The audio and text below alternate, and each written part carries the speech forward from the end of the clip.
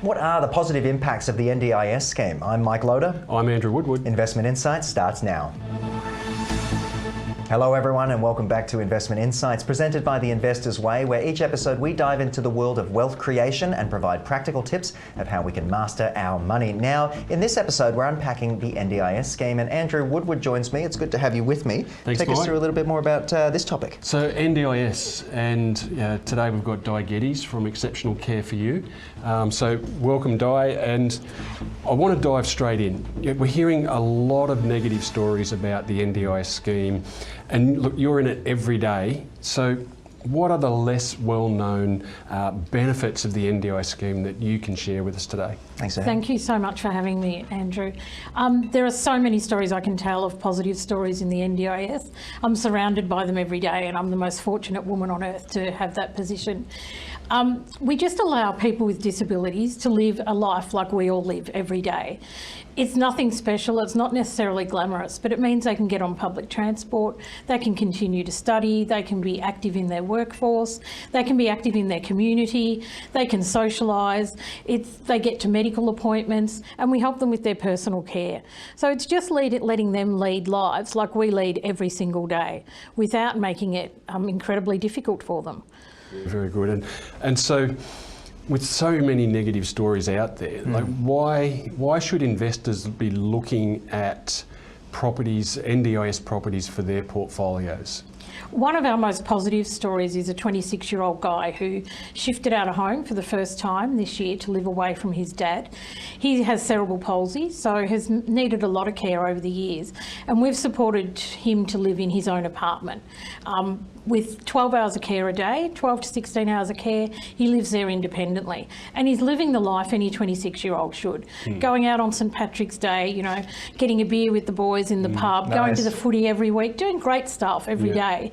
And he can only do that because someone has invested in an apartment for him to live in that's part of his NDIS package. So there's great opportunities for investment because it's not only good financial return and guaranteed income, you've got low risk tenants in there, and also you're helping socially. And so for me, I come from a helping socially point of view.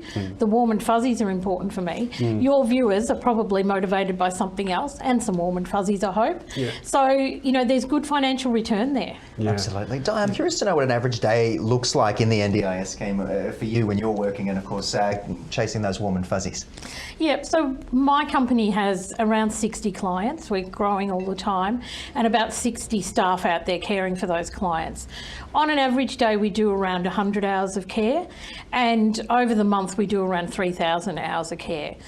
That care can be anything from personal hygiene right through to making sure someone gets to their work meetings on time, assisting them with documentation, assisting them with medical appointments, attending them and helping them to be heard and advocating for them. Going on social outings. During COVID, a lot of people weren't able to go out, like all of us, but unfortunately a lot of people living with disabilities actually forgot how to go out because they'd spent so much time at home. And if they don't have the carers there to motivate them to go out, they don't go out.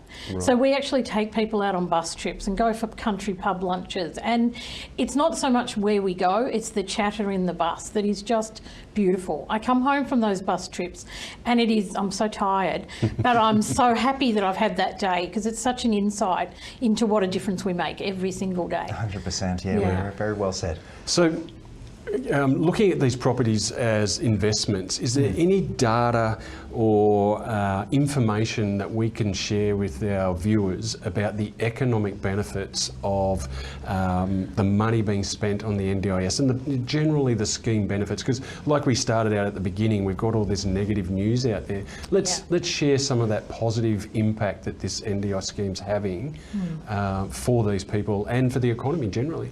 I'm really passionate about equaling up what's heard in the media because at the moment there's just all the negative stories, and my fear is that society only knows what they're told unless they know someone living with a disability, and unless we get the positive stuff out in the media, my fear is for the long-term safety of the NDIS scheme, and that would be a tragedy in Australia if we lost that scheme. So the positive stories are really easy. If we want to compare it to something like the Grand Prix and the Spring Racing Carnival, where we get a dollar for dollar quote every year to make us us feel better about how much the government spends on it.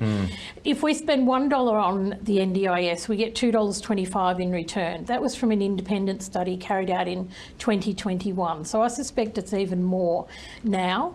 We know that it creates 270,000 direct jobs and tens of thousands of indirect jobs. The other unheard benefit is the family members who actually get to go to work, who otherwise wouldn't go to work and participate in the economy if they had to stay home and provide care. So who knows how many that is, but what we do know is that a lot of them are women who are now able to enter the workforce, because generally, historically, it's been women who have stayed home to do the caring.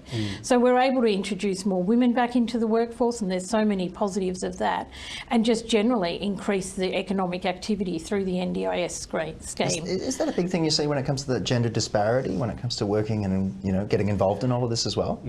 In families caring, yeah, absolutely. It's usually the female who takes on that role. We certainly have some great dads who are involved and some great single dads, and a lot of single parents in NDIS, and that's, I think, a reflection of how difficult it is to be the carer of someone who has a disability. So what's the hope with today's programming, Andrew? I'm curious to know, like, when it comes to investing in the NDIS, what would you want our audience to sort of jump on in and get involved with? The main reason why I wanted Di to come in was to have that information get out there that for investors, there's a way that you can actually get a great return from an investment, but at the same time, you're having a positive impact on all of these additional lives. Like Di just mentioned, it's not just the person who needs the care, but it's the person who was providing the care, and then potentially their entire family unit who gets a benefit from having somebody put an investment into a property that supports that individual person. Is it silly that I actually didn't know that this was an opportunity and something that was available? No, I don't think it is, and I think that's because the way the media promotes the NDIS at the moment, it's all doom and gloom, and it's not trying to show people the positives. And to say that it's, if you asked any Joe Blogs in the street, they'd think the NDIS was something that cost them a fortune through their taxes, and, you know, people should just look after themselves, would be their response, I think. Take them out for me with one day, and we change their life, you know, we really do. And it's changed my life. I've been a nurse for 40 years nearly, and I would have thought I knew a lot about disability, but I didn't know the intricate stuff and the amazing stuff that the smallest of actions can take. You know, one of our participants got a puppy this week to have in his unit, the guy I was talking about before. Gorgeous little pug. He's beside himself with happiness, and now he's got a purpose to leave his unit because he has to take the dog for a walk. They have to go and buy stuff for the dog to eat. There's a whole lot of new purpose and ownership and responsibility that normally, you know, you just take on yourself, but we need to assist these people to do that. And so it's all done behind closed doors mostly. And, you know, someone might step aside for someone in a wheelchair and think they've done the best deed and then go on with their life. There's so much more people need to know about disability. And I think that we promote people with disabilities into like the Australian of the Year, but we don't go to the backstory. We only tell the fun stuff. We don't tell them what they have to go through for 2 hours every morning to get out of bed and get ready to face the day. It's not just roll out of bed, put your kid on and go. There's a lot of care that goes into that. So people don't know that stuff. And the thing that they don't know from an investment perspective is these NDIS properties are providing above average returns. Right. So for the investors who are looking, you know, in an environment that we're in where we're talking large cost of living pressures, and people are searching for investments that can provide a greater return, NDIS properties are providing that return. And like I was saying just a minute ago, you get, for the investor, you get that additional return, and you get the economic benefit, flow-on effect, and you get that social. So what's the avenue to engage or you know, take part? Is there? Yeah, well, look, I think Di could probably add to this, but from my perspective, it is finding the people who are out there who have access to NDIS properties. So in most cases, they're new builds. Okay.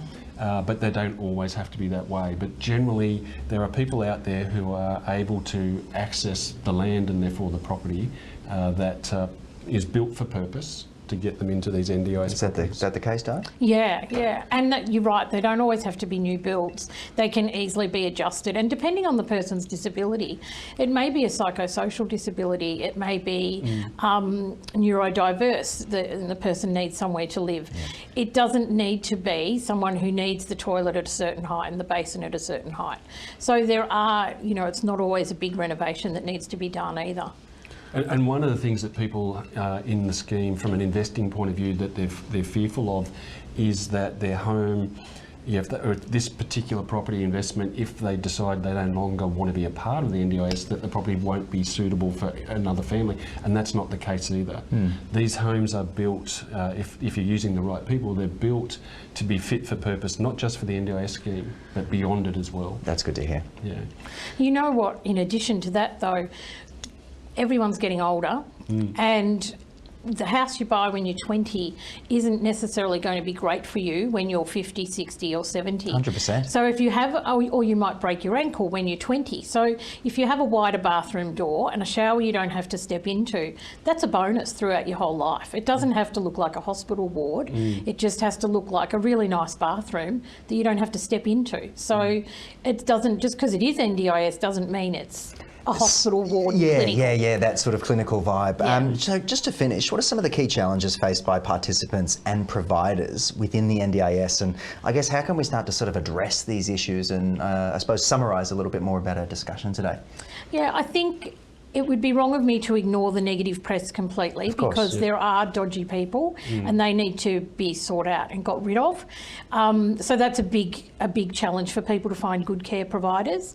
I think the other challenge is the general community needs to view people with disabilities as part of the community, not a separate part of the community. So that goes for housing, investment, the way we treat them in the street, and involving them in things and not treating them as something different. Very well said by you. And of course, I want to thank you for joining us on the program. Andrew, anything to finish? It's the same. I want to say thank you, Di, for bringing this really important topic to Investment Insights, and so that our viewers as investors can see this as a scheme that not only, like we've been saying, has that socio-economic impact, but can be really powerful for growing your wealth. There you go, which is what it's all about. So again, thank you. And of course, thank you to all of you for joining us. That's the program for now. Be sure to follow the link on screen for more ideas about harnessing your wealth. And remember, of course, the information provided in this financial advice program is for general informative purposes only and does not constitute professional financial advice. Always do your own research, but of course, we will be here to have some fun discussions and hopefully learn some things as well. Well done. Easy. All the best. You're watching Ticker. We'll have more in just a few minutes.